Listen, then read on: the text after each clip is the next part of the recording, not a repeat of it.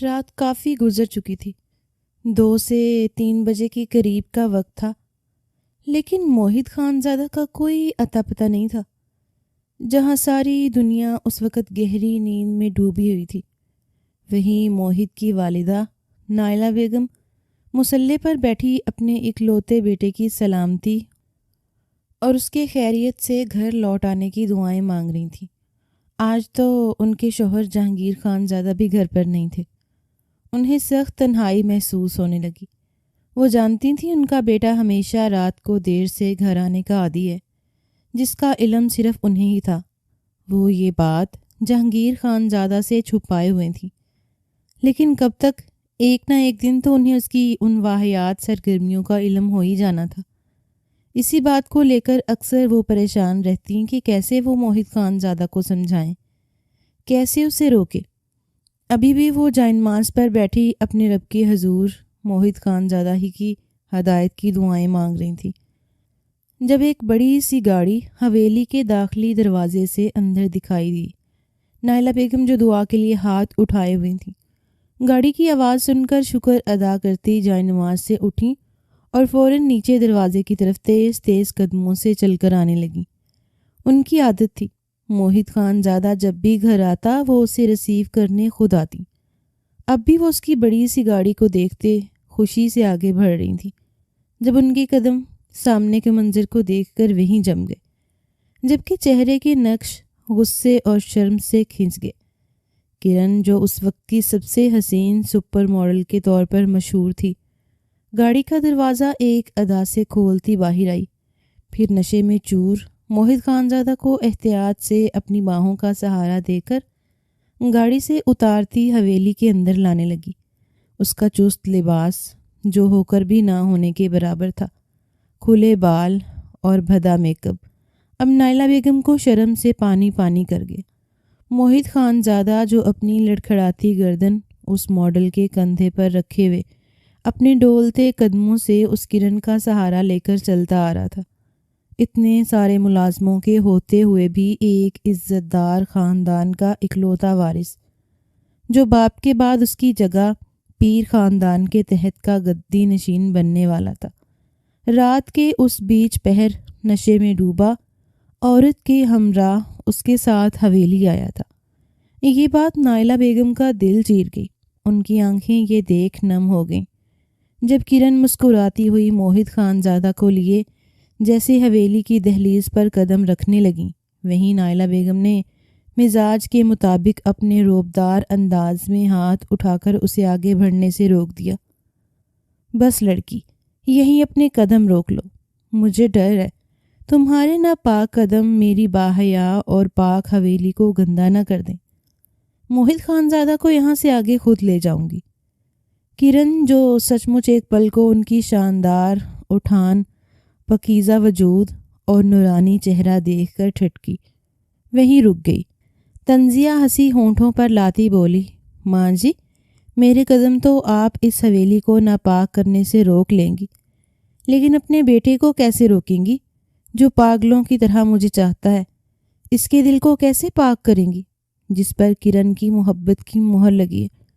آپ کے بیٹے کے دل کی سرزمین پر تو میں براجمان ہو چکی ہوں، پھر یہ حویلی کیا ہے؟ بہتر ہوگا اس عمر میں اپنی بوڑھی ہڈیوں کو تکلیف نہ دیں، ہٹ جائیے سامنے سے۔ جب حویلی تک لا سکتی ہوں موہد کو تو اس کے بیڈ روم میں بھی چھوڑ کر آ جاؤں گی۔ فکر نہیں کریں، میں آپ کے بیٹے کا آپ کی ناک کے نیچے اس کی اس حالت کا فائدہ نہیں اٹھاؤں گی۔ کرن اپنے گھٹیا طریقے سے نائلہ بیگم کو آنکھ مار کر جواب دیتی بولی۔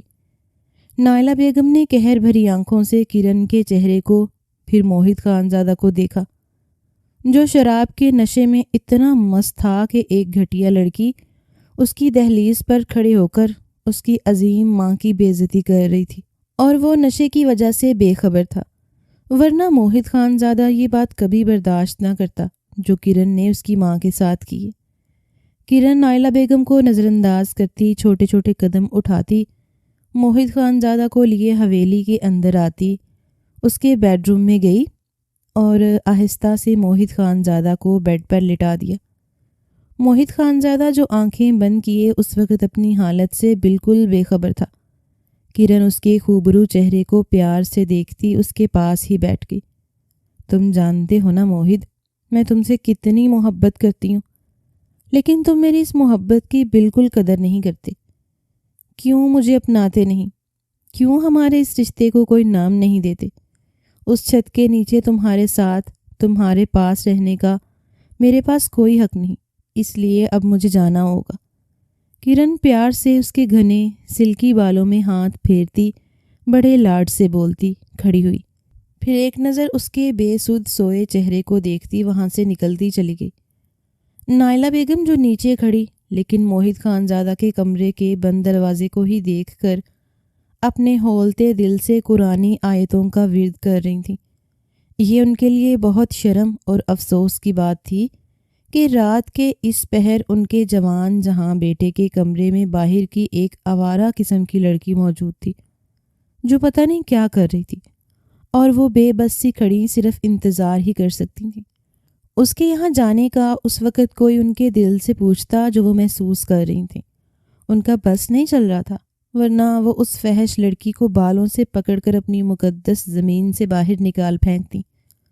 وہ دل ہی دل میں اسے لعنت ملامت کرنے لگی، لیکن وہ کیا کرتی جب ان کے اپنے بیٹے کے ہی عادات و ادوار اچھے نہیں تھے۔ آج جو دن انہیں دیکھنے پڑ رہے تھے وہ ان کی اپنی اولاد کی بددولت تھے۔ مجبوراً انہیں صبر و ضبط سے وہیں کھڑے انتظار کی سولی پر نہ جانے کب تک لٹکے رہنا تھا۔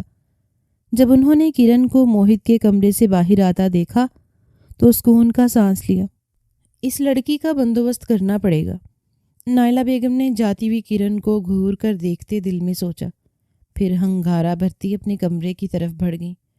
اگلے دن سورج کی تیز پڑتی منہ پر کرنوں سے موہد خانزادہ کی آنکھ کھلی جب وہ ایک بھرپور انگڑائی لیتا بستر سے اٹھا، لیکن رات کی چھائی خماری اب بھی اس کے پورے وجود میں پھیلی ہوئی تھی۔ جب کرن کے ساتھ گزرا ایک ایک پل اسے پوری شدت کے ساتھ یاد آنے لگا، جب ایک بھرپور مسکراہٹ اس کے لبوں کو چھو گئی۔ اس نے گہرا سانس لیتے کرن کی خوشبو جو اس کی سانسوں میں بسی تھی اسے محسوس کرنا چاہا۔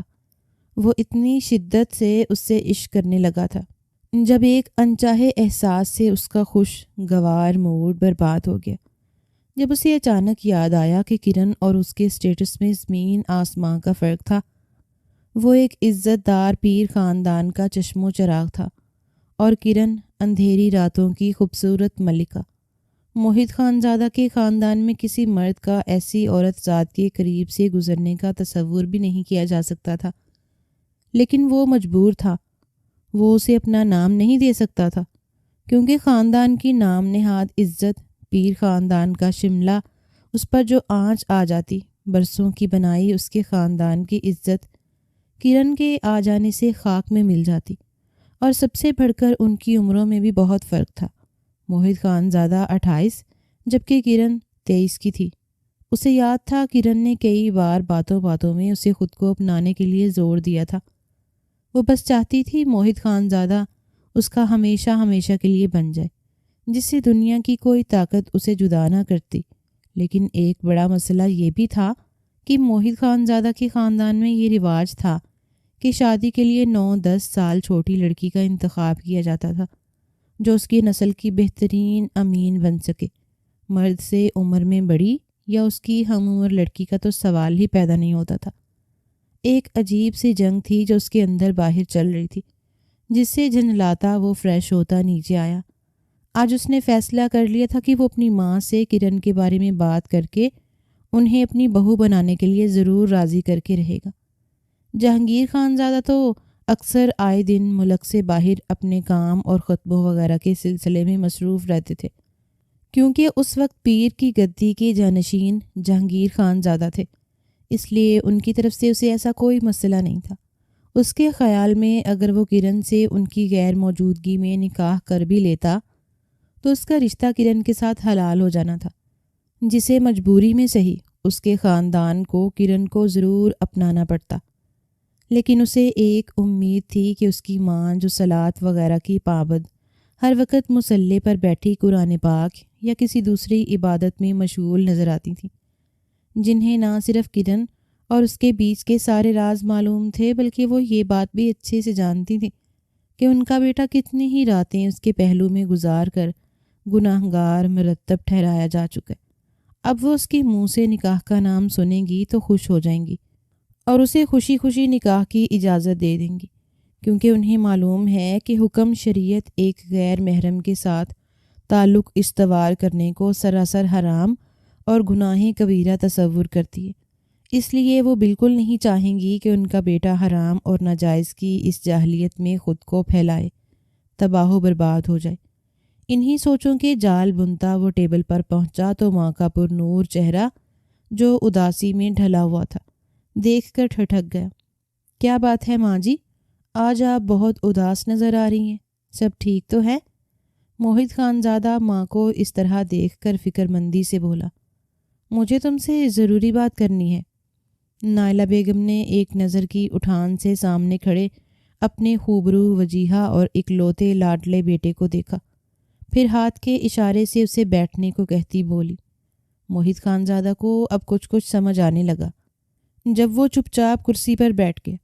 شاید تمہیں رات والی بات یاد نہ ہو، لیکن جو کچھ کل رات ہوا اور میری ان آنکھوں نے دیکھا وہ مجھے بالکل پسند نہیں آیا۔ تم اچھے سے جانتے ہو ہمارے خاندان کی روایات اور اصولوں کو۔ ایک عزت ہے، ایک نام ہے ہمارا اس معاشرے میں۔ تم نے سوچا ہے 2 جوان بہنیں بھی ہیں اس گھر میں، اس سب کے باوجود تمہاری حرکتیں اتنی نازیبا ہیں کہ مجھے شرم آتی ہے خود کو تمہاری ماں کہتے ہوئے۔ کیا تمہیں ذرا احساس یا شرمندگی نہیں اپنے کیے پر، جو تم کھلے عام بے شرمی سے سب کچھ کرتے پھر رہے ہو؟ جب تمہارے بابا کو اس بات کا علم ہوگا کہ تم ان کے پیٹھ پیچھے کیا گل کھلاتے پھر رہے ہو تو ان پر کیا گزرے گی؟ مجھے ڈر ہے وہ تمہیں اپنی جائیداد سے ہی آگ نہ کر دیں۔ نائلہ بیگم کڑے لہجے میں بولتی اب اندر کی ساری حبس باہر نکال رہی تھیں، جو رات سے انہیں ایک پل سکون کا سانس لینے نہیں دے رہی تھی۔ موہد خانزادہ جو اب تک ماں کا احترام کیے خاموشی سے ان کی ساری باتیں تحمل سے سن رہا تھا، ان کے چپ ہونے پر بولا۔ ماں جی، پہلی بات تو یہ مجھے جائیداد سے آگ کرنے کی دھمکی نہ دیں، کیونکہ یہ بات میں اچھے سے جانتا ہوں کہ میں ان کا اکلوتا وارث ہوں، اور اکلوتے وارث کو کوئی بھی جائیداد سے آگ نہیں کر سکتا، جبکہ پیر خاندان کی اگلی گدی کا جانشین بھی میں ہوں، تو اس صورت پہ یہ بات بالکل ہی ناممکن ہے۔ دوسری بات یہ ہے کہ اگر آپ کو میرے کرن کے ساتھ دن رات اس طرح سے گزارنا پسند نہیں ہے تو آپ مجھے اجازت دے دیں، میں اس کے ساتھ نکاح کر لیتا ہوں۔ تب تو آپ کو شرمندگی نہیں ہوگی، اور پھر میرا یہ حرام حلال والا معاملہ بھی آپ کو ناگوار نہیں گزرے گا۔ نائلہ بیگم کو موہد خانزادہ کی باتوں سے جیسے کرنٹ لگا۔ انہوں نے آنکھوں میں ڈھیروں خوف بھرے اپنے اس بیٹے کو دیکھا جو کبھی ان کا نہایت فرمانبردار بیٹا ہوا کرتا تھا، جو اپنی ماں کے آگے زبان کھولنے تو کیا نظر اٹھا کر بات کرنے کو بھی برا سمجھتا تھا۔ آج وہ ایک گھٹیا بدکردار لڑکی کی سنگت میں رہ کر ان کے آگے نہ صرف زبان چلا رہا تھا بلکہ ان کی آنکھوں میں آنکھیں ڈال کر بغاوت کا اعلان کر رہا۔ یہ تربیت تو نہ کی تھی انہوں نے اپنے بیٹے کی، پھر کمی کہاں رہ گئی تھی جو آج اپنی تمام حدود بھلائے ان کے روبرو کھڑا تھا۔ بے اختیار انہوں نے اپنے دھڑکتے کمزور دل کے مقام پر ہاتھ رکھا۔ یہ تم کیسی باتیں کر رہے ہو موہد بیٹا؟ ہمارے خاندانی اقتدار ہیں۔ میں ایک ایسی لڑکی کو جسے دنیا کی ہر میلی آنکھ نے کھلے عام دیکھا ہے، جس کے کردار کی گواہی خود اس کا بے شرم لباس، اس کی گھٹیا حرکتیں دیتی ہیں، میں کیسے اس بے حیا عورت کو اپنی آنے والی نسلوں کا امین بناؤں؟ نہیں، میں نہیں بنا سکتی۔ ایک آوارہ بدچلن عورت اس خاندان کی بہو بنے، ایسا نہیں ہو سکتا۔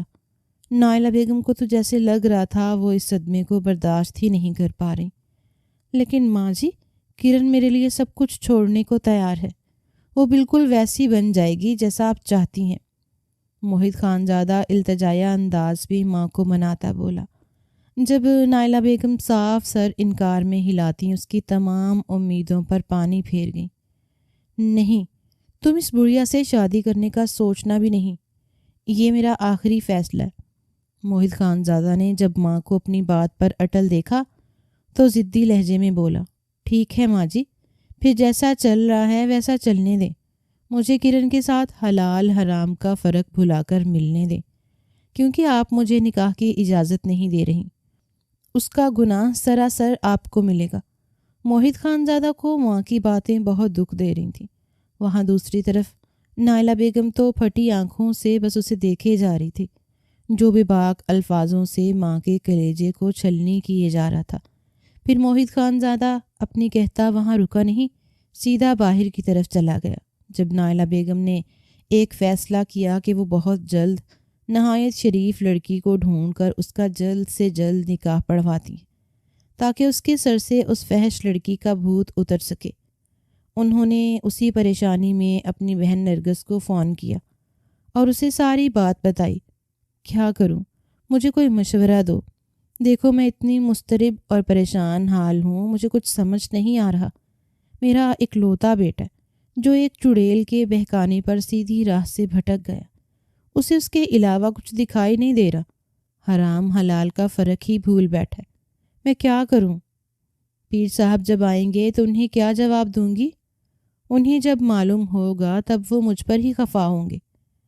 ان کا سارا ملبہ میری تربیت پر ہی گرے گا۔ سوچ سوچ کر میرا تو دماغ پھٹ رہا ہے نرگس۔ تم پریشان نہیں ہو، باجی بچہ ہے، غلط عورت کے بہکاوے میں آ گیا، بھول جائے گا اس عورت کو۔ تم بس اپنے موہد کا نکاح کسی حسین کم عمر لڑکی سے کر دو، پھر دیکھنا کیسے اس عورت کا بھوت اس کے سر سے اترتا ہے۔ حسین کم عمر لڑکی جب مرد کے مزاج کے مطابق ڈھلتی ہے، اس کے حکم کی تعمیل کرتی ہے، جب حلال محبت اسے آشنا کرواتی ہے، تب دنیا کا کوئی بھی مرد ہو اس سے بھاگ نہیں سکتا۔ وہ اس کی محبت میں ڈوبتا چلا جاتا ہے، کیونکہ مرد فطرتاً حکمران ہے، اسے اپنی تابعدار بیوی سے عشق ہو ہی جاتا ہے اور پھر وہ خود اس کا غلام بن جاتا ہے۔ نرگس اپنی بڑی بہن کی ساری پریشانی تسلی سے سنتی، پھر انہیں سمجھداری سے مشورہ دیتی بولی۔ نائلہ بیگم کو نرگس کا ایک ایک لفظ دل پر اثر کرتا لگا۔ وہ گہری سوچوں میں ڈوب گئی۔ مجھے کوئی رشتہ بتاؤ جو میرے موہد خانزادہ کے لیے مناسب ہو۔ میں خاندان میں جس لڑکی پر ہاتھ رکھوں گی مجھے یقین ہے وہاں سے انکار نہیں آئے گا۔ نرگس، مجھ سے یہ کام اکیلے نہیں ہوگا، پھر موہد کی پسند کا خیال بھی ذہن میں رکھنا ہوگا۔ کیوں میں جس لڑکی کا موہد کے لیے انتخاب کروں گی وہ اس آوارہ لڑکی سے زیادہ حسین ہونی چاہیے، تبھی موہد کی نظریں کرن سے ہٹ کر بیوی پر پڑیں گی۔ کیا تمہاری نظر میں کوئی ایسی لڑکی ہے جو میرے موہد کا دل جیت سکے؟ بہن کی پریشان آواز سنتی نرگس بیگم ہنس دی۔ ارے باجی، تم کیا شہر میں ڈھنڈورا پیٹ رہی ہو؟ ذرا اپنی نظریں قریب گھماؤ۔ تمہارے تو اپنے گھر کی بچی ہے، اپنے عرفان بھائی کی بچی دانیہ، اسے کیوں نہ موہد کی دلہن بنا کر گھر لے آتی؟ عرفان کے حالات تو تم اچھے سے جانتی ہو، کچھ خاص اچھے نہیں ہیں۔ پھر اس مہنگائی کے دور میں اتنی ذمہ داریاں، وہ تو خوشی سے پاگل ہی ہو جائے گا جب تم دانیہ کا ہاتھ مانگنے اس کے گھر جاؤ گی۔ پیر خاندان سے رشتہ جڑنے پر ہی وہ جھٹ سے ہاں کر بیٹھے گا۔ تمہاری شان و شوکت، تمہارا روب دیکھ کر وہ پہلے ہی تمہارے خاندان سے بہت متاثر نظر آتا ہے۔ پھر آپ تو ہیں بھی ہم بہن بھائیوں میں سب سے زیادہ خوش قسمت، جس کی شادی اتنے بڑے خاندان میں ہوئی ہے۔ نرگس کے لہجے میں بہن کے لیے رشک کے ساتھ ستائش بھی تھی۔ ہاں، یہ تو میں نے سوچا ہی نہیں۔ دانیہ ماشاءاللہ سے خاندان کی سب سے حسین، کم عمر اور قابل بچی ہے۔ وہ میرے موہد کو ضرور اپنی معصومیت سے گرویدہ کر لے گی۔ اور رہی بات عرفان کی، وہ تو آنکھ بند کر کے دانیہ کا ہاتھ موہد کے ہاتھ میں دے دے گا۔ صرف ایک بار میرے کہنے کی دیر ہے۔ لیکن دانیہ موہد سے بہت زیادہ چھوٹی ہے، ابھی تو اس کے 16 سال بھی مکمل نہیں ہوئے۔ نائلہ بیگم خوشی سے بولتے بولتے آخر میں تھوڑی اداس ہو گئی۔ کوئی بات نہیں باجی، اپنا موہد خانزادہ کون سا بڑی عمر کا ہے، دونوں کی جوڑی چاند سورج کی جوڑی لگے گی۔ اور پھر یہاں لڑکیوں کی شادی کرو، یہاں وہ ایک بچے کی ماں بنتے ہی بھرپور عورت میں ڈھل کر اور حسین ہو جاتی ہیں۔ اور رہی بات مرد کی، وہ تو کبھی بوڑھا ہوتا ہی نہیں۔ اس سب کی فکر نہ کرو، بس یہ سوچو کہ کب جانا ہے عرفان کے گھر دانیہ کا ہاتھ مانگنے، کیونکہ اب میں مزید انتظار نہیں کر سکتی۔ بہن کے لفظوں کی گہرائی محسوس کرتے نائلہ بیگم بے حد خوش ہو گئی اور انہوں نے کل ہی فیصلہ کر لیا اپنے بھائی کے گھر جانے کا۔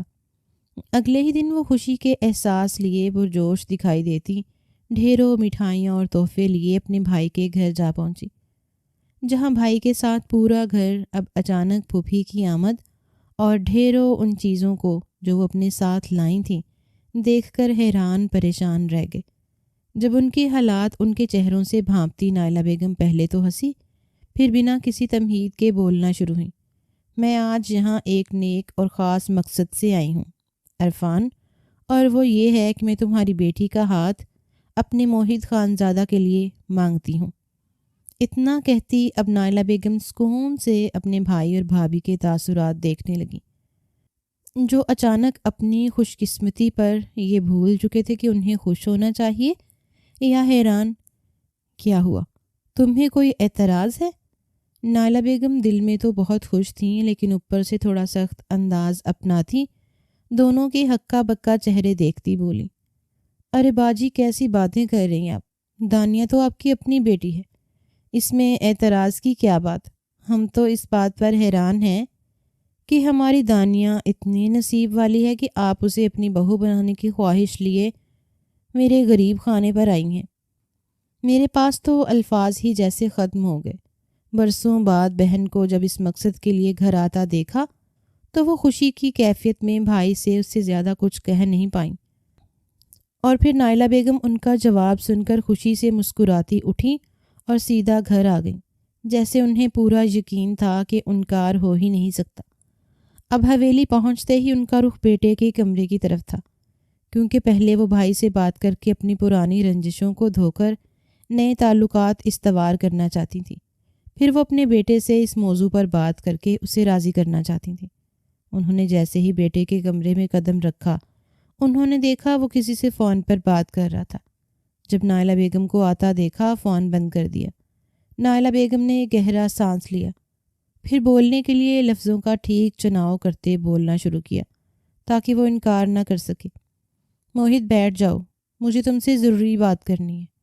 نائلہ بیگم سامنے صوفے پر بیٹھتی جبکہ اسے بھی پاس بیٹھنے کا اشارہ کیا، جو تذبذب کا شکار ہوئے سوچ رہا تھا کہ اب ماں کیا کرنے والی ہیں۔ تبھی چل کر آتا ان کے پاس بیٹھ کے، تم یہی چاہتے تھے نا کہ تم نکاح کرو، اگر یہ نکاح میری پسند کی لڑکی سے کر لو تو مجھے زیادہ خوشی ہوگی، باقی تم گھر سے باہر جو چاہے مرضی کرو، مجھے کوئی اعتراض نہیں۔ نائلہ بیگم گمبھیر لہجے میں کہتی سیدھا اس کی آنکھوں میں دیکھ رہی تھی، جو دم بخود سا اپنی ماں کی منافقت کو دیکھ رہا تھا، جو اسے نکاح کی نہیں بلکہ کھلے عام گناہ کی اجازت دے رہی تھی، اور دوسری طرف اس کا نکاح ایک ایسی لڑکی سے کروانا چاہ رہی تھیں جس کے دل میں اس کے لیے کوئی احساس کوئی جذبہ تھا ہی نہیں۔ کیا یہ اس لڑکی کے ساتھ ناانصافی نہیں تھی؟ کیا ان کی یہ نیک نامی خاندان میں دکھاوے کی حد تک ہے؟ اب انہیں یہ کہتے کوئی شرم کوئی حیا محسوس نہیں ہو رہی تھی۔ یہ کس قسم کا کھیل تھا جو اس کے ساتھ کھیلا جا رہا تھا؟ ان کی باتوں سے موحد کا چہرہ غصے سے سرخ ہو گیا، جب تنے ہوئے نکوش کے ساتھ اس نے ماں کو دیکھتے ناگواری بھرے لہجے میں کہا، مجھے آپ کسی اندھی گونگی بہری لڑکی سے بھی شادی کرنے کا بولیں گی تو مجھے کوئی اعتراض نہیں ہوگا۔ آپ بے شک جس لڑکی کو میری دلہن بنا کر گھر لے آئیں، میں اس معاملے میں کچھ نہیں بولوں گا، لیکن پھر اس کے ساتھ آپ میری باہر کی زندگی پر کوئی سوال کوئی انگلی نہیں اٹھائیں گی۔ آپ کو اس میں مداخلت کرنے کا حق بھی کھونا ہی ہوگا۔ میں اپنی بیوی کے ساتھ جو مرضی سلوک کروں، جیسا اسے رکھوں، آپ ایک لفظ نہیں بولیں گی۔ آپ کو ہر وہ چیز پھر برداشت کرنی ہوگی۔ بولیے، آپ کو منظور ہے؟ اگر ہے تو پھر میں بھی تیار ہوں آپ کی تمام ان باتوں کو ماننے کے لیے جس میں آپ کی خوشی ہے۔ نائلہ بیگم اس کی ساری باتوں کو ایک طرف رکھتی اس کے نیم رضامندی پر ہی خوش ہو گئی۔ انہیں اور کیا چاہیے تھا؟ وہ ان کی پسندیدہ لڑکی کے ساتھ نکاح پر ہی راضی ہو گیا تھا، یہی بہت تھا۔ آگے انہیں اپنے اللہ پر پورا بھروسہ تھا، وہ انہیں مایوس اپنے در سے خالی ہاتھ واپس نہ لوٹنے دے گا۔ انہیں پوری امید تھی کہ نکاح جیسے پاک رشتے میں بندھتے ہی اسے حرام اور حلال کا فرق اچھے سے معلوم ہو جائے گا، اور وہ اس غلاظت بھری زندگی کو چھوڑ کر پاکیزہ زندگی کی طرف لوٹ آئے گا۔ ہاں بیٹا ٹھیک ہے، تم جیسا چاہتے ہو ویسا ہی ہوگا، تم بس میری خوشی کے لیے میری مرضی کی لڑکی سے نکاح کر لو۔ نائلہ بیگم کے چہرے کی مسرت دیکھ موہد خان زادہ نے ٹھنڈی آہ بھری۔ ٹھیک ہے ماں جی، ایسا تو پھر ایسا ہی صحیح، میں راضی ہوں۔ اگر اس میں آپ کی خوشی ہے تو آپ کی خوشی کے لیے میں گناہوں کے دلدل میں ڈوبنے کو تیار ہوں۔ اس سب کی ذمہ دار صرف اور صرف آپ ہوں گی، کیونکہ آپ سب کچھ جانتے ہوئے بھی مجھے اس گناہ کی اجازت دے رہی ہیں جو سراسر گناہ کے زمرے میں آتا ہے۔ یہ کہتا وہ اٹھا اور وہاں سے چلا گیا۔ جب نائلہ بیگم اس کی پشت کو دیکھتی پر یقین انداز میں مسکرا دی۔ یہ تو وقت بتائے گا میرے بچے کہ میں نے تمہیں گناہوں کے اس دلدل میں پھینکا ہے یا پھر اس سے بچایا ہے، اور یہ صرف ایک ماں ہی اپنی اولاد کے لیے کرنے کی طاقت رکھتی ہے، کیونکہ وہ جانتی ہے کہ اس کی اولاد کو کس سے نقصان پہنچنے والا ہے اور کس سے نفع۔ نائلہ بیگم نے اس معاملے کو تاخیر میں ڈالے بنا بہت کم وقت میں جہانگیر خان زادہ سے بھی اس موضوع پر بات چیت کرتے ان کی رائے لی۔ بے شک وہ بہت مصروف انسان تھے، لیکن تھوڑی بہت خبریں ان کے کانوں تک بھی پہنچی تھیں۔ وہ بے خبر نہیں رہے تھے اپنے اکلوتے بیٹے کی آج کل پروان چڑھتی سرگرمیوں سے۔ اس حال میں انہیں اپنی بیوی کا فیصلہ کرنا بہت بہتر لگا، جس پر وہ انہیں بھی اجازت دے گئے۔ ٹھیک ہے، میں اگلے ہفتے ہی واپس آ رہا ہوں، ہم عرفان کے گھر چل کر بات کریں گے۔ اسی مہینے نکاح کی رسم ادا کی جائے۔ ان کے اچانک سے اتنا سب کچھ پلان کرنے پر نائلہ بیگم کو اور حوصلہ ملا۔ وہ بہت خوش ہو گئی۔ ٹھیک ہے، پھر میں تیاریاں شروع کر دیتی ہوں۔ آخر کو پیر خاندان کے اکلوتے وارث کی شادی ہے، کوئی کمی نہیں ہونی چاہیے۔ خوشی سے کھلکھلاتی وہ اب شوہر سے اجازت لیتی فون رکھ گئی، کیونکہ وقت بہت کم تھا اور انہیں ساری تیاریاں خود اکیلے کرنی تھیں۔ پیر حویلی کو اوپر سے نیچے تک دلہن کی طرح سجایا گیا تھا۔ ہر طرف رونقیں بحال ہوتی دکھائی دے رہی تھیں۔ تمام حویلی کے ملازموں کی بھاگ دوڑ کے ساتھ ان پر نذرانوں کی بھی بارش کی گئی۔ موہد خان زادہ کے نکاح سے جڑی جو خوشیاں آج پیر حویلی اور اس کے مکینوں کے دلوں میں اتری تھیں، وہیں دوسری طرف دانیہ جب اسے معلوم ہوتا ہے کہ اس کا نکاح موہد خان زادہ کے ساتھ طے قرار پایا ہے، تب سے وہ عجیب سی الجھنوں کا شکار رہتی، کیونکہ اس کے معصوم ذہن کو اس رشتے کے حوالے سے کوئی خاص معلومات تھی ہی نہیں، نہ اس رشتے کی نوعیت کا اسے اندازہ ہوتا۔ وہ میاں بیوی کے بیچ اس مضبوط جوڑ سے بالکل لا علم ہوتی۔ اس کا دل کورے کاغذ کی طرح ایک دم پاک صاف ہوتا ہے، جس پر کبھی کسی کی میلی نگاہ تک نہ پڑی، جس کی پوری زندگی میں کبھی کسی غیر محرم کی اس پر نگاہ تک نہ پڑی تھی۔ اس دانیہ کو یہ نہیں پتہ تھا کہ اس کا ہونے والا شوہر غیر محرم عورتوں کے معاملے میں اتنا تجربے کار ہے کہ چال دیکھ کر ہی بتا دیتا ہے۔ نہ جانے اس نے کتنے گھاٹ کا تو پانی ہی پی رکھا ہے۔ وہ بس اسی خوش فہمی میں جی رہی تھی کہ اس کی شادی ایک پیر خاندان کے اکلوتے وارث سے ہونے جا رہی ہے، جو بہت زیادہ نیک اور شریف ہوگا، جو اس کی زندگی بدل دے گا، جو اس کا ہاتھ پکڑ کر جنت کی راہوں تک اسے لے جائے گا۔ اب تک دانیہ نے صرف اس کا نام ہی سنا تھا، گھر والوں کے منہ سے نہ تو کسی نے اسے موہد خان زادہ کی تصویر دکھائی تھی، نہ اس کے بارے میں کوئی خاص بات دانیہ کو بتائی تھی۔ صرف اس کا نام سن کر اور اس سے جڑنے والے رشتے کے احترام میں دانیہ کے دل میں موہد خان زادہ کے لیے عزت و مقام کئی گنا بڑھ گیا، کیونکہ اس کا دل کہتا تھا اس کا ہونے والا شوہر صاف اور اعلیٰ کردار کا مالک ہوگا، بلکہ اس کے بابا جہانگیر خان زادہ کی طرح، جن کی شہرت اور اعلیٰ کردار کے چرچے ہر طرف سنائی دیتے تھے۔ وہ ایک پیر سردار تھے۔ یہی سوچ سوچ کر دانیہ کبھی خوش ہوتی تو کبھی گہری سوچوں میں ڈوب جاتی کہ کتنی جلدی اس کی شادی طے ہو گئی۔ اب وہ اکیلی نہیں، بلکہ ایک مضبوط صاحباں کے سائے تلے رہے گی، جو اس کی زندگی سے لے کر اس کی سانسوں تک کا مالک ہوگا۔ وہ اس کے سنگ اس چھوٹے سے گھر سے نکل کر بڑی سی حویلی میں چلی جائے گی۔ اپنی شادی کے دنوں کو انگلیوں پر گنتی وہ بے صبری اور خوشی سے وقت کاٹ رہی تھی، اور پھر اللہ اللہ کرتے وہ دن آ ہی گیا جس کا انتظار نائلہ بیگم کے ساتھ دانیہ کو بھی تھا، جو آج سے دانیہ موہد خان زادہ بننے جا رہی تھی۔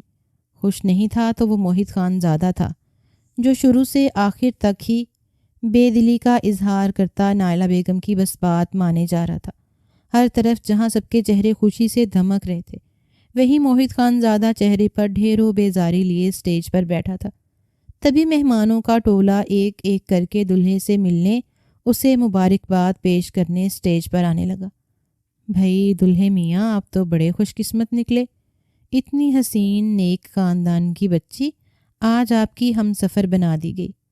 عرفان صاحب تو بڑے ہی شریف، نیک اور مخلص انسان ہیں، اپنی بچیوں کی کیا ہی خوب تربیت کی ہے، اپنی پھول سی ننھی کلی آپ کے حوالے کر دی، جو اپنی سمجھداری اور خوبصورتی سے آپ کی زندگی میں بہار لے آئے گی۔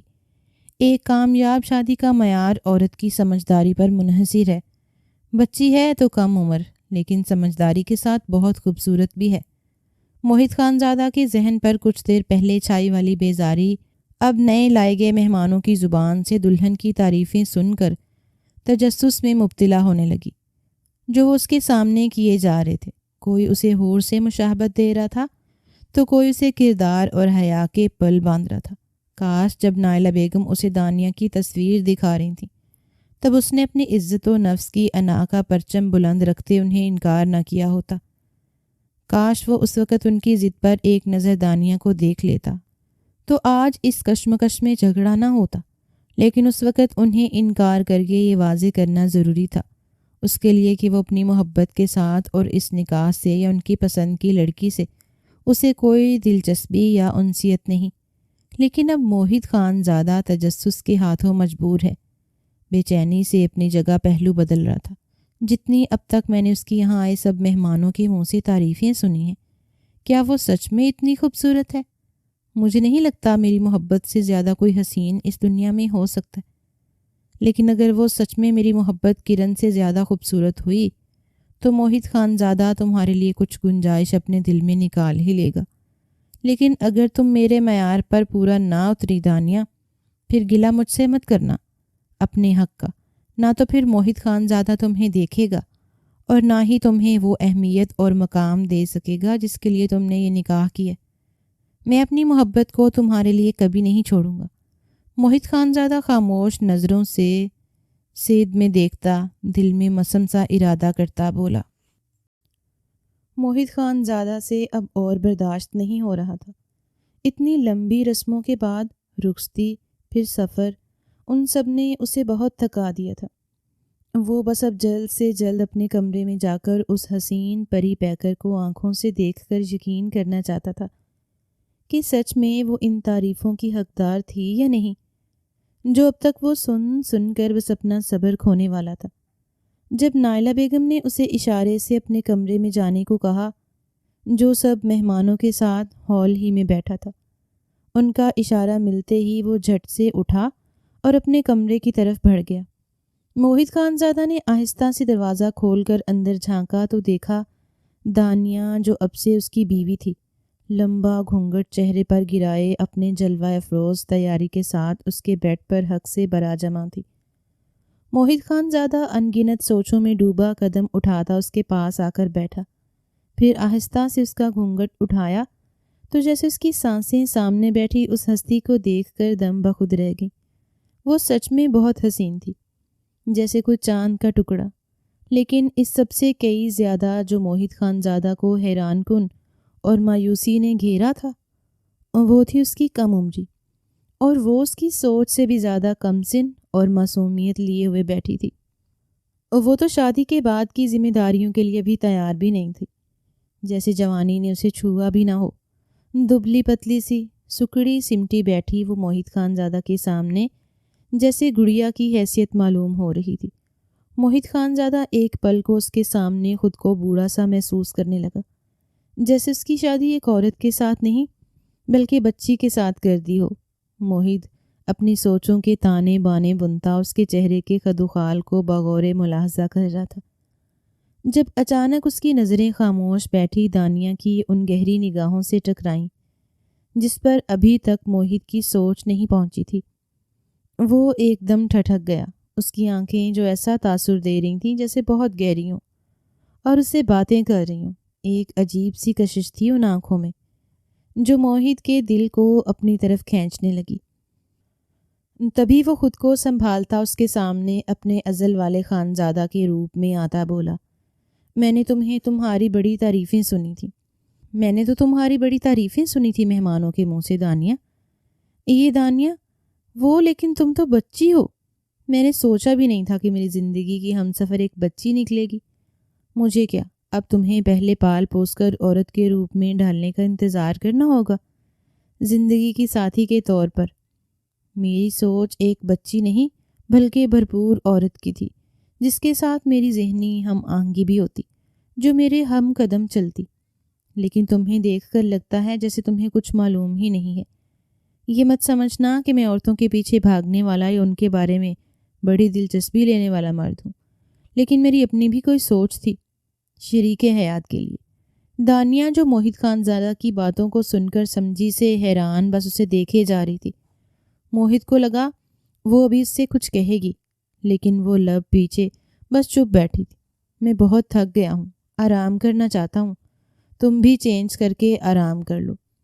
جب موہت خانزادہ کو ہار مان کر اس کے پاس سے اٹھنا پڑا، ورنہ شاید وہ ساری رات ایسی مورت بنی بیٹھی رہتی۔ اگلے دن صبح صادق کے وقت اس نے مندلی آنکھوں کو کھول کر دیکھا تو کمرے میں کوئی جائے نماز بچھائے عبادت میں مشغول نظر آیا، جس کا مطلب اس کی ماں جی کی طرح وہ بھی نیک پرہیزگار صوم و صلات کی پابند ہے۔ موہت کو یہ منظر دیکھ کر اچھا نہیں لگا، جبکہ وہ اس کی طرف سے رخ پھیر کر پھر گہری نیند کی وادیوں میں ڈوب گیا۔ صبح دیر سے اٹھنے کے بعد موہت خانزادہ بنا دانیہ پر نگاہ ڈالے گھر سے بنا کسی کو کچھ بتائے چلا گیا، اور اب صبح سے رات ہونے کو آئی تھی جب موہت خانزادہ کا کوئی اتا پتہ نہیں تھا۔ شادی کا دوسرا دن تھا، اب تو نائلہ بیگم بھی اس کی اس حرکت سے پریشان ہو گئی۔ جب انہوں نے دانیہ کو اس کے کمرے میں جا کے آرام کرنے کو کہا، سر جھکا کے معصومیت سے وہ ان کے حکم کو مانتی اپنے کمرے میں آ گئی، پھر اچھے سے وضو کرتی اپنے رب کے حضور جا کھڑی ہوئی۔ تبھی موہت خانزادہ حویلی کے داخلی دروازے سے اندر آتا دکھائی دیا۔ یہ کیا طریقہ ہے موہت بیٹا؟ شادی کا دوسرا دن ہے، تم اپنی نئی نویلی دلہن کو یوں اکیلے چھوڑ کر کہاں گھومتے پھر رہے ہو؟ وہ کیا سوچ رہی ہوگی تمہارے بارے میں؟ نائلہ بیگم ناراض نظروں سے بیٹے کو دیکھتی شکایت بھرے انداز میں بولی، کچھ نہیں سوچ رہی ہوگی، کیونکہ اس کے پاس میچور عورت کا دماغ نہیں ہے، بچی ہے وہ، اور آپ نے شاید مجھ سے کہا تھا کہ میں جو مرضی کروں، اس نکاح کے بعد تو نکاح ہو گیا، آپ نے اپنی مرضی کر لی، اب مجھے میری مرضی کی زندگی جینے دیں، مجھے میرے حال پر چھوڑ دیں، یہ تھانے داروں کی طرح مجھ سے سوال جواب کرنا بند کریں۔ موہت خانزادہ گستاخانہ انداز میں بولتا آگے بڑھنے لگا، جب اسے اپنے پیچھے ماں کی سنجیدہ آواز آتی سنائی دی، آج جس محبت کا دھم بھرتے تم نہ محرم عورت کے ساتھ تعلق بنائے ہوئے ہو، یاد رکھنا یہ حرام ہے جو تمہارے نام اعمال میں لکھا جا رہا ہے۔ پھر اگر حرام تعلق کے بعد بھی تم نکاح کر لیتے ہو تو بھی اس رشتے میں برکت نہیں پاؤ گے، تم دونوں ایک دوسرے کی قدر اور اہمیت کھو دو گے، کیونکہ تم نے حلال رشتے کا آغاز حرام سے جو کیے، کیونکہ تم دونوں بغیر نکاح کے ایک دوسرے کو میسر رہے ہو۔ یاد رکھو، محرم دنیا کے بہترین رشتوں میں سے ایک رشتہ ہے، ایک پاک رشتہ جس میں عزت اور قدر ہوتی ہے، ایک ایسا رشتہ جس میں برکت کے ساتھ اللہ کی رضا بھی شامل ہوتی ہے۔ اچھا محرم ذہنی سکون اور قلبی راحت ہوتا ہے۔ دنیا میں کئی لوگ آپ کی عزت، قدر اور محبت کا دعویٰ کریں گے، لیکن حقیقت میں عزت صرف اس نے کی جس نے آپ کو اپنا محرم بنایا، کیونکہ عزت صرف حلال میں ہے، اور حلال کی خواہش و کوشش ہر کوئی نہیں کرتا، لیکن صرف وہ روحیں جن میں خوف خدا ہو، جن کو پاک محبت کی قدر ہو۔ اب بھی وقت ہے میرے بچے، اپنی آنکھیں کھولو، غلطی کو پہچانو، حرام اور حلال میں فرق کرنا سیکھو، کیونکہ اللہ کی نافرمانی میں صرف خسارہ ہے۔ نائلہ بیگم بھرائی آواز میں اسے سمجھاتی رکی نہیں تھی۔ موہت خانزادہ ساکت وجود لیے ان کے لفظوں کے اثر سے دل کی ہلتی دیواروں کو روک نہیں پایا۔ بڑی مشکل سے وہ قدموں کو گھسیٹتا اپنے کمرے کی طرف بڑھا، جہاں اسے لگ رہا تھا کہ اس کی بیوی اس کا شدت سے انتظار کرتی ہے، بے تابی سے خود اس کی طرف پیش قدمی کرے گی، اس سے پوچھے گی کہ اب تک وہ کہاں تھا، اس کے ناز نخرے اٹھائے گی، اس کے آگے پیچھے پھرے گی۔ وہ اپنی اصلی مردانہ فطرت اور سوچ لیے مغرور انداز میں دروازہ کھول کر جیسے ہی کمرے میں داخل ہوا تو اس کی حیرت کی انتہا نہ رہی۔ اس کی بیوی سامنے مصلے پر بیٹھی نماز پڑھ رہی تھی، جسے دیکھ کر اب موہد خان زادہ کا کوئی موڈ خطرناک حد تک خراب ہو گیا تھا۔ پہلے ہی نیچے سے وہ ماں کا اتنا بڑا لیکچر سن کر آ رہا تھا، اور اب سامنے یہ مولانی بیٹھی تھی جو اس کی راتیں رنگین کرنے کی بجائے نمازیں پڑھ کے اس کے ضبط کو آزمائے گی۔ وہی پرانے مشرقی بیویوں والے ناٹک جس سے ان عورتوں کو لگتا ہے ایک مرد کا دل پگھل جائے گا۔ اب اس بیوقوف کو میں کیسے سمجھاؤں کہ بے شک میں پیر مذہبی خاندان کا قبائلی مرد ہوں، لیکن اندر سے میں مغربی طرز کا دل دادا ہوں۔ مجھے آزاد خیال، شوق، چنچل ماڈرن زمانے کی لڑکیاں پسند ہیں، جیسے کہ کرن، جسے اچھے سے پتہ ہے کہ مرد کے دل پر راج کس طرح کیا جاتا ہے۔ دھڑ کی آواز کے ساتھ کمرے کا دروازہ بند کرتا وہ نماز میں مشغول دانیہ کو بری طرح ڈرا گیا، جس سے وہ جلدی سے جائے نماز لپیٹ کر کھڑی ہوتی اب اسے دیکھ رہی تھی۔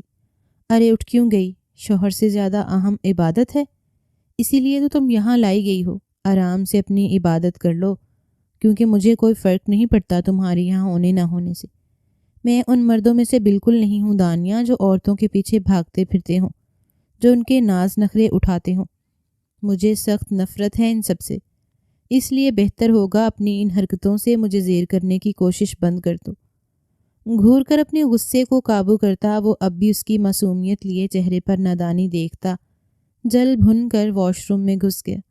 دانیہ نے خجالت سے سرخم کرتے سوچا کہ آخر اس سے کوئی کوتاہی ہوئی جو وہ اتنا ناراض نظر آ رہا تھا۔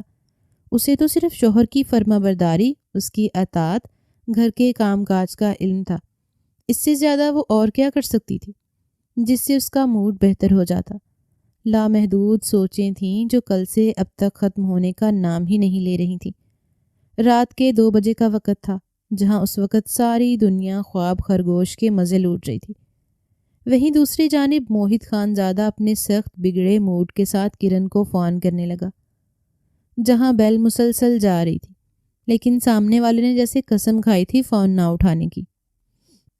جب تنگ آ کر موہد خان زادہ نے اسے میسج بھیجا، تم میرا فون کیوں نہیں اٹھا رہی؟ جب اس کے ٹھیک میسج کرنے کے کچھ دیر بعد کرن کا نہایت بیزاری والا رپلائی آیا، موہد خان زادہ، آخر تم نے کرن کو سمجھ کیا رکھا ہے؟ کیا میں کوئی کتیا ہوں جو تمہارے پیچھے پیچھے بھاگتی پھروں؟ جبکہ تم مجھے صرف دھوکہ ہی دیتے آ رہے ہو۔ آج تم نے کسی اور سے شادی کر لی، اور اب رات کے اس پہر تمہیں میری یاد آ رہی ہے، جبکہ کل صبح تمہارا اور اس لڑکی کا ولیم ہے۔ مجھے کیا ملا تم سے محبت کر کے؟ فقط رسوائی، انتظار، تنہائی، درد، ذلت۔ جو کچھ بھی ملا اس نواب زادی کو ہی ملا، پھر چاہے وہ ایک بدصورت معمولی سی دکھائی کیوں نہ دیتی۔ تمہارے خاندان کا خون ہونے کی حیثیت سے اس نے مجھ جیسی حسین خوبصورت لڑکی کو مات دے دی، اور تم کچھ نہ کر سکے۔ تم تو چپ چاپ اس کے ہو گئے، یہ بھی نہ سوچا کہ کرن کے دل پر کیا گزرے گی، وہ کیسے تمہارے بغیر جیے گی۔ موہد خان زادہ اس کے میسج پڑھتا ایک پل کو حیران ہوا، کیونکہ یہ پہلی بار تھا جب کرن غصے میں اسے اتنی بدتمیزی سے بات کر رہی تھی۔ موہد نے تو ہمیشہ اسے اٹھلاتی بل کھاتی اداؤں کے ساتھ اپنے ارد گرد منڈلاتے ہوئے دیکھا تھا، لیکن پھر وہ یہ سوچ کر خود کو تسلی دینے لگا کہ ابھی اس کا غم تازہ ہے۔ وہ یہ سب اس کی محبت میں آ کر غصے سے کہہ رہی ہے، لیکن اس کا دل صاف ہے، وہ اس سے محبت کرتی ہے۔ کوئی بات نہیں، ابھی حالات کچھ اس طرح کے ہیں جس سے کرن ایسا رویہ اختیار کیے ہوئے، وہ اچھی تو ہے جو میرے دل پر راج کرتی۔ یہ سوچتے ہوئے موہد خان زادہ کے لب ہلکے سے مسکرا اٹھے جب اسے ایک بار پھر کرن کی طرف سے میسج موصول ہوا، جس میں اس نے کوفت بھرے انداز میں لکھا تھا کہ وہ اسے اب کل بات کرے گی۔ اس کا مطلب تھا موہد خان زادہ اب اسے مزید میسج کر کے تنگ نہ کرے، جو موہد کو بہت حیران کر گیا۔ یہ بھی پہلی بار تھا کہ کرن اس سے بات نہیں کرنا چاہتی تھی، حالانکہ کرن وہ لڑکی تھی جو موہد خان زادہ کے پیچھے دیوانوں کی طرح پاگل تھی، اس کے پیچھے پیچھے رہتی، جو ہر دم یہی چاہتی کہ موہد صرف اس سے باتیں کرے، اسے پیار کرے۔ اسے یاد تھا وہ دن جب پہلی بار کرن نے ہی موہد کو دیکھ کر اس کی خوبصورت مردانہ وجاہت کو دیکھ کر پیش قدمی کی تھی، اور اب ایسے بن رہی تھی جیسے اسے موہد اب اچھا نہیں لگتا ہو، اسے موہد خانزادہ سے بات کرنے میں کوئی دلچسپی نہ رہی ہو۔ جب ایک دم سے موہد کے دماغ میں خیال آیا، کرن اگر مجھ سے بات نہیں کرنا چاہتی تو پھر کہاں گئی؟ رات کے اس وقت وہ کسی اور کے ساتھ ہے؟ تبھی موہد خانزادہ کے سوشل اکاؤنٹ پر اس کے دوست کی طرف سے نوٹیفیکیشن آیا۔ جب موہد خانزادہ نے دیکھا تو اسے ایک زبردست قسم کا جھٹکا لگا۔ اسے دوست کی طرف سے تصاویر موصول ہوئی تھیں جس میں وہ بیڈ پر لیٹا نظر آ رہا تھا، اور اس کے سینے پر کسی لڑکی کا ہاتھ تھا جسے موہد خانزادہ پہچان گیا۔ وہ کرن کا ہاتھ تھا جو صاف طور پر دیکھا جا سکتا تھا۔ ایسا لگ رہا تھا جیسے رات کے اس وقت وہ لوگ پارٹی کر رہے ہیں، اور کرن کی اس کے دوست کے ساتھ اس قدر کی نزدیکی دیکھ کر موہد خانزادہ کا خون کھول اٹھا۔ اس کا مطلب کرن تم مجھے دھوکہ دے رہی ہو، میں تمہاری جان لے لوں گا۔ اپنے کھولتے دماغ کے ساتھ وہ موبائل ایک سائڈ پر پھینکتا خود سے بولا۔ اب اسے شدت سے صبح کا انتظار تھا جب وہ کرن سے اس بات کا حساب لینے والا تھا۔ اگلے دن 11 بجے کے قریب اس نے کرن کو ایک میسج چھوڑا کہ اسے ہوٹل کے روم میں 1 بجے تک آ کر ملے۔ موہد جلدی جلدی تیار ہوتا آج پھر غائب ہونے کے چکر میں تھا۔ دانیہ ایک طرف کھڑی اس کے بدلتے رنگوں کو بغور دیکھتی جائزہ لے رہی تھی، جو شاید سخت غصے میں لگ رہا تھا، لیکن اس سے کچھ بھی پوچھنے یا کہنے کی اس میں ہمت نہ ہوئی۔ موہد خانزادہ نے ایسا ابھی تک کوئی حق اسے دیا ہی نہ تھا۔ موہد رکو بیٹا، کہاں جا رہے ہو؟ شام کو ولیمہ ہے تمہارا۔ اس سے پہلے وہ گاڑی کا دروازہ کھول کر اندر بیٹھتا جب نائلہ بیگم کی ہانپتی پریشان آواز آئی، ضروری کام سے جا رہا ہوں، وقت پر آ جاؤں گا، پریشان نہ ہوں۔ اتنا کہتا وہ رکا نہیں اور گاڑی سٹارٹ کرتا وہاں سے چلا گیا، جبکہ نائلہ بیگم ہاتھوں کو مسلتی فکر مندی سے اندر آ گئیں۔ پہلی بار وہ ادھر سے ادھر اضطراب میں چکر کاٹتا کرن کا انتظار کر رہا تھا۔ جب دروازہ کھول کر تیز شوخ رنگ کا نائٹ سوٹ پہنے بھدا میک اپ کیے کرن اندر آئی، اور موہد خانزادہ کی اسے دیکھ کر وہیں بس ہو گئی۔ جب وہ بپھرے شیر کی طرح اس پر جھپٹتا، اس کا گلا دبوچتا، ایک جھٹکے میں دیوار سے لگا کر دھاڑا۔ تمہاری ہمت کیسے ہوئی کہ تم میرے ہی دوست کے ساتھ رات کے بیچ کے پہر اکیلی اس کے ساتھ وقت گزار رہی تھی، وہ بھی اس کے بیڈ پر، اس کے قریب ہو کر؟ بولو کرن۔ اچانک اس آفات پر پہلے تو ہکا بکا رہ گئی، پھر بڑی چالاکی سے خود کو سنبھالتی اداکاری کرتی بولی، تو پھر اور کیا کرتی موہد؟ تمہارا غم مجھ سے بھلائے نہیں بھول رہا تھا۔ میں کتنی پریشان تھی ان دنوں جب تم اس لڑکی سے شادی کر رہے تھے۔ مجھ سے برداشت نہیں ہو رہا تھا کہ میری محبت جس پر صرف میرا حق تھا وہ اب کسی اور کا ہونے جا رہا ہے۔ اس لیے میں تمہارے اس دوست کے ساتھ گئی۔ تمہاری ماں کی نظر میں تو میں وہ عورت ہوں ہی نہیں جو گھر بسا سکتی ہوں۔ جب میں وہ ہوں ہی نہیں تو پھر تم بتاؤ میں کیا ہوں؟ میں اپنی زندگی شروع کر سکتی ہوں جیسے تم کر سکتے ہو، یا پھر تمہاری ناکام محبت کا روک لیے بیٹھ جاؤں؟ بولو کیا کروں؟ اب کرن بھی غصے سے تیز آواز میں بولی تھی۔ موہد خانزادہ ایک پل کو نرم بڑھتا اس سے دور ہوا۔ وہ ٹھیک ہی تو کہہ رہی تھی۔ مرد ذات کس قدر خود غرض ہوتا ہے۔ اپنی عورت کے معاملے میں وہ 4 شادیاں کرنے کے بعد بھی یہی چاہتا ہے کہ اس کی ہر بیوی اس سے محبت کرے، کسی اور کے پاس جانا تو دور، غیر مرد کا تصور بھی نہ کرے، اور وہ اکیلا ان کی محبت کا حکمران بنے۔ لیکن سب سے بڑی مجبوری تو یہ تھی کہ وہ کرن کو اپنی بیوی بھی نہیں بنا سکتا تھا۔ پھر وہ کس حق سے اس سے کسی دوسرے کے پاس جانے پر سوال کرتا؟ غصہ ہو رہا تھا۔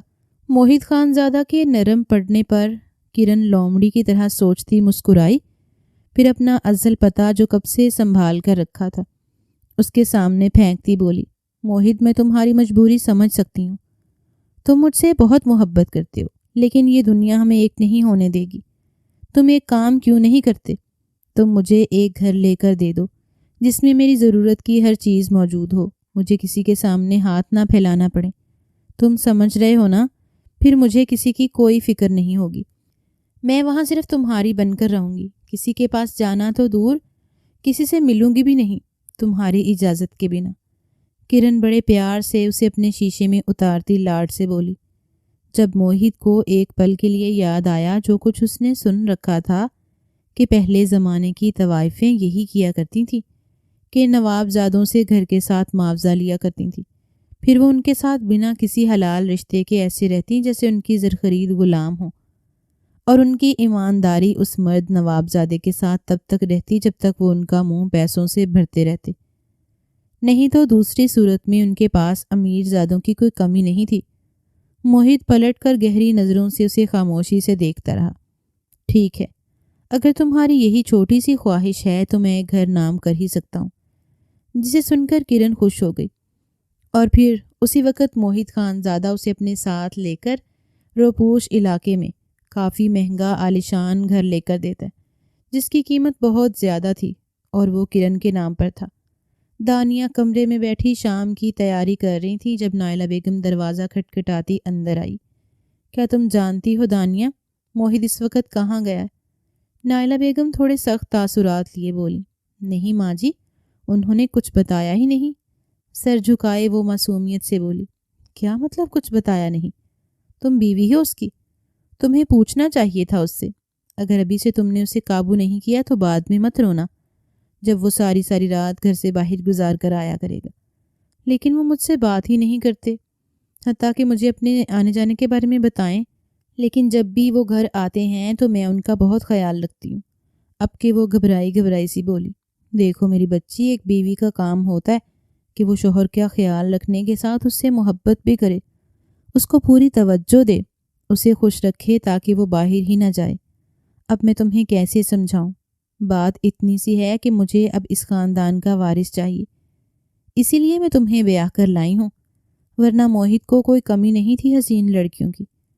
نائلہ بیگم اب بڑی محبت سے اسے سمجھاتی بولی، جس سے دانیہ کو حوصلہ ملا جب وہ ان سے کھل کر بولنا شروع ہوئی۔ لیکن ماں جی، وہ میرے قریب نہیں آتے۔ جسے سن کر نائلہ بیگم دھنگ رہ گئی۔ ایسا کیسے ہو سکتا ہے؟ ضرور تم اسے روکتی ہوں گی، مزاحمت کرتی ہوں گی، جبکہ میں اپنے بیٹے کو اچھے سے جانتی ہوں، وہ کھلے ذہن کا مالک ہے۔ وہ اگر قریب نہیں آتا تو تمہیں اس کے قریب جانا ہوگا، اس کے جذبوں احساسوں کو اپنی محبت کی گرماہٹ سے پگھلانا ہوگا۔ دانیہ ان کی بات سن کر شرم سے سرخ پڑ گئی۔ وہ عجیب سی کشمکش کا شکار ہوئے سوچنے لگی کہ جب وہ مرد ہو کر، اس کا شوہر ہو کر اس کے قریب نہیں آ رہا، تو وہ نازک سی لڑکی ہو کر جسے آج تک کبھی کسی غیر محرم مرد نے دیکھا بھی نہیں، وہ خود سے بڑھ کر کیسے؟ اس سے آگے سوچتے اس کا نازک جسم کپ کپانے لگا۔ شاید مجھ میں ہی کوئی کمی رہ گئی ہے جو میں ان کے دل تک رسائی حاصل نہیں کر پائی۔ شام کو جب وہ گھر آیا تو اس نے دانیہ کو حسین دلہن کی طرح سجے سنورے سامنے بیٹھے دیکھا۔ ہلکے گلابی رنگ کی موتیوں کے کام کی فراک جو اس پر بہت جچ رہی تھی، اس پر بلا کی معصومیت لیے دانیہ اچانک موہت خان زادہ کو دیکھ کر شرم سے لال ہو گئی۔ موہت خان زادہ جس کا موڈ تھوڑا آف تھا، کیونکہ وہ اتنا بڑا گھر جس کی مالیت 2 کروڑ تھی کرن کے نام کرایا تھا، اب ایک عجیب سے احساس سے دوچار تھا۔ اس نے کرن کو آج اپنے دل سے اترتا ہوا محسوس کیا، لیکن جب اس نے دانیہ کو اس روپ میں دیکھا تو ایک پل کو اس کا دل دھڑکا تھا۔ اس نے انجانے طور پر کرن کا موازنہ دانیہ سے کیا۔ وہ کتنی معصوم، پاکیزہ اور حیا کے رنگوں میں ڈھلی اس کے ارد گرد اس کا خیال رکھتی تھی، نہ کبھی کوئی گلہ کیا، نہ کوئی فرمائش۔ وہ کتنی بے لوث تھی، اپنی سوچوں کو جھٹکا بے اختیار اس سے نظر چراتا وہ شام کے فنکشن کے لیے تیار ہونے چلا گیا۔ ولیمے کے فنکشن میں ہر کوئی ان دونوں کو ساتھ دیکھ کر تعریفوں کے پل باندھ رہا تھا، کوئی انہیں کچھ تو کوئی کچھ کہہ رہا تھا۔ وہ دونوں ایک ساتھ اتنے حسین اور مکمل لگ رہے تھے جیسے ایک دوسرے کے لیے ہی بنائے گئے ہوں۔ موہت اور دانیہ نگاہیں بچا بچا کر چپکے سے ایک دوسرے کو دیکھتے رہے، لیکن کچھ کہنے کی ہمت نہ موہت نے کی نہ ہی دانیہ نے۔ اللہ اللہ کر کے ولیمے کے فنکشن کا اختتام ہوا۔ جب سب گھر والے تھکے ہارے گھر کو پہنچے، رات کافی ہو چکی تھی۔ موہت نے دیکھا دانیہ سامنے بیڈ پر بیٹھی اپنی چوڑیاں اتار رہی تھی، جب لمبی پلکوں کی جھالر جو شرم و حیا سے جھکتی اٹھتی گر رہی تھی، جیسے کچھ کہنا چاہتی ہوں۔ موہت کے ہونٹوں کو مسکرانے پر مجبور کر گیا، اس سے رہا نہ گیا جب وہ بول اٹھا، کیا کوئی بات ہے دل میں جو کہنا چاہتی ہو؟ دانیہ جو اپنی ہی سوچوں کے بھنور میں پھنسی تھی، اچانک موہت کی بات سن کر سٹ پٹا گئی۔ جی وہ بکری کی طرح میں کر رہی ہو؟ بولو صاف صاف، کھا نہیں جاؤں گا۔ موہد اس کی گھبراہٹ کا مذاق اڑاتا بولا۔ آج نہ جانے کیوں اسے دانیہ پر پیار آ رہا تھا۔ ماں جی اس خاندان کا وارث دیکھنا چاہتی ہیں، آپ کی اولاد ہو، وہ اس کی خواہش مند ہے، لیکن آپ شاید مجھے کم عمر بچی تصور کرتے ہیں یا شاید اپنے قابل نہیں سمجھتے۔ اداس سی نرم آواز میں آج پہلی بار اس سے اپنے دل کی گہرائیوں سے بولی تھی۔ شرم تو بہت آ رہی تھی، لیکن اب جیسے یہ مجبوری تھی۔ موہد ایک پل کو اس کی بات سن کر سناٹوں میں گر گیا، پھر اس کے قریب آتا بڑے پیار سے اس کی ٹھوڑی اٹھا کر شرارت بھری آنکھوں سے مسکرا کر بولا، اچھا ماں جی چاہتی ہیں وارث، یا پھر آپ کے دل کے جذبات بے قابو ہو رہے ہیں مجھے دیکھ کے؟ اس کی بات سن کر دانیہ جھٹپٹا سی گئی۔ نہیں نہیں، یہ تو ماں جی نے کہا ہے۔ اب کہ موہد مصنوعی ناراضگی سے اس کے قریب ہوتے بولا، کیا مطلب ماں جی نے کہا ہے؟ کیا تمہارا کوئی دل نہیں ہے؟ تمہیں مجھے دیکھ کر کوئی احساس، کوئی جذبات نہیں جاگے کیا؟ تمہیں مجھے دیکھ کے مجھ سے پہلی نظر میں محبت نہیں ہوئی؟ جبکہ مشرقی بیویاں تو اپنے شوہروں سے پہلی نظر میں محبت کر بیٹھتی ہیں۔ اس کا مطلب تم واقعی بچی ہو۔ دانیہ اس کی باتوں کو سن کر نم آنکھوں سے اس کی طرف دیکھنے لگی۔ جب موہد کا دل بہت زور زور سے دھڑکنے لگا، وہ تو مذاق کر رہا تھا۔ اس نے پیار سے اس کا چہرہ اپنے ہاتھوں کے پیالے میں لیا، پھر پوچھا، کیا سچ میں مجھ سے محبت نہیں ہوئی؟ موہد بڑی آس لیے اس کی حسین آنکھوں میں ڈوبا پوچھنے لگا۔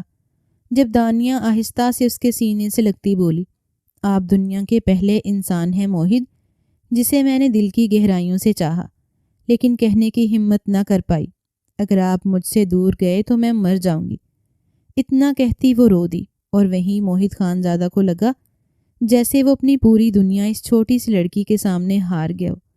یہ کیسا احساس تھا، کیسی فیلنگز تھی جو دانیہ کے اتنے قریب ہونے پر اسے پہلی بار محسوس ہو رہی تھی، جبکہ وہ کتنی راتیں قربت کے لمحوں میں کرن کے ساتھ گزار چکا تھا۔ ایسا تو کبھی اس نے محسوس نہ کیا تھا جو اب وہ دانیہ کو سینے سے لگائے کر رہا تھا۔ موہد نے پھر اس سے آگے کچھ نہ سوچا، اور سینے میں زور سے دانیہ کو بھینچے وہ اپنا سب کچھ اس کے نام کر گیا۔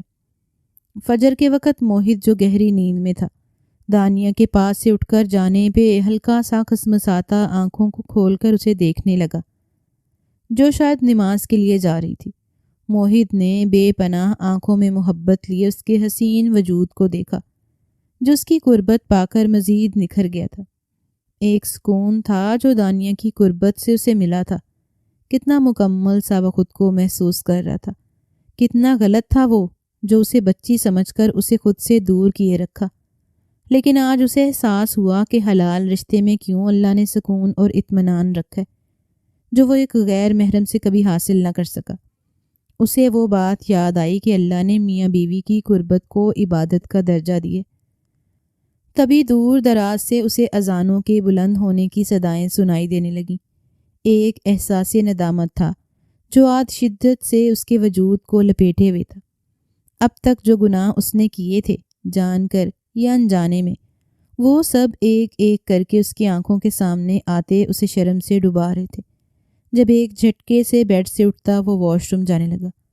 دانیہ جو اس کی جلدی اٹھ جانے پر حیران تھی، بولی، آج آپ اتنی جلدی کیسے جاگ گئے؟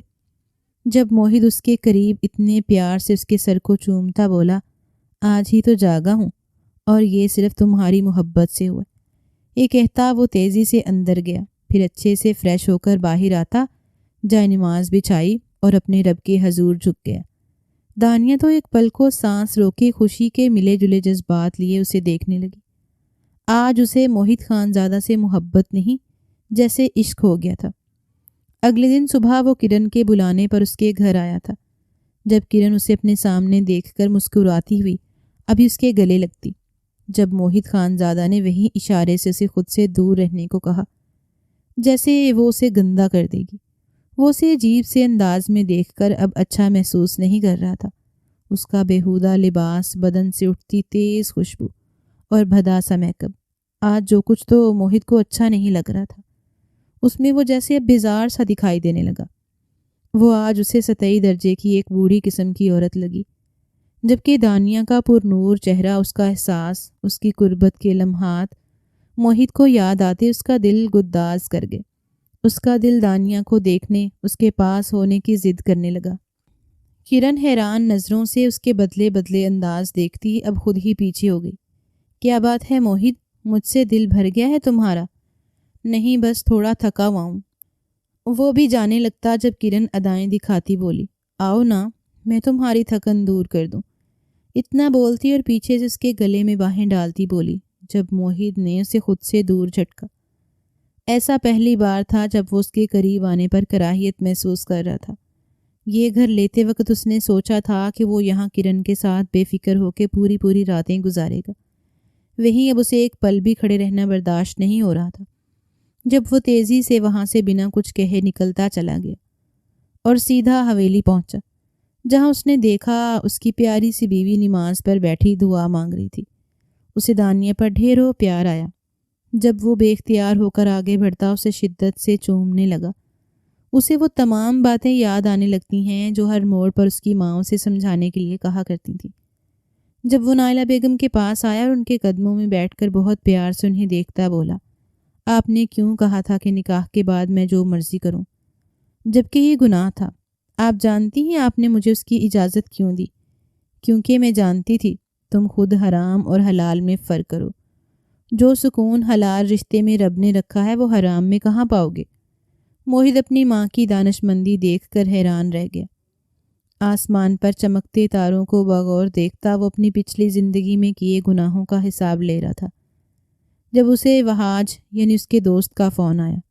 یار موہت، کیا مست چیز ہے، تم نے مجھے سچ دوستی کا حق ادا کر دیا۔ موہت نے فون اٹھایا ہی تھا جب وہاج کی نشے میں ڈوبی اسے آواز سنائی دی۔ کس کی بات کر رہے ہو؟ موہت نے نہ سمجھی سے سوال کیا۔ ارے کرن کی، وہی جسے تم ڈیٹ کر رہے تھے، لیکن اب شاید شادی کے بعد سے منہ بھی نہیں لگا رہے۔ اب کی بار موہت کو بہت غصہ آیا۔ منہ سنبھال کر بات کرو وہاج، کرن ایسی لڑکی نہیں ہے۔ اب اس کا جواب سن کر وہاج زور زور سے ہنستا ہوا بولا، موہت وہ کیسی لڑکی ہے یہ تو میں تمہیں بتاتا ہوں۔ وہ صرف تمہارے ساتھ نہیں بلکہ کئی مردوں کے بستر کی زینت بن چکی ہے۔ ہاں البتہ تم اس کے عشق میں اتنا ڈوبے ہوئے تھے کہ دیکھ ہی نہ سکے۔ وہاج کے لفظ جیسے آگ کے انگارے تھے جو موہت کے جسم کو جھلسانے لگے۔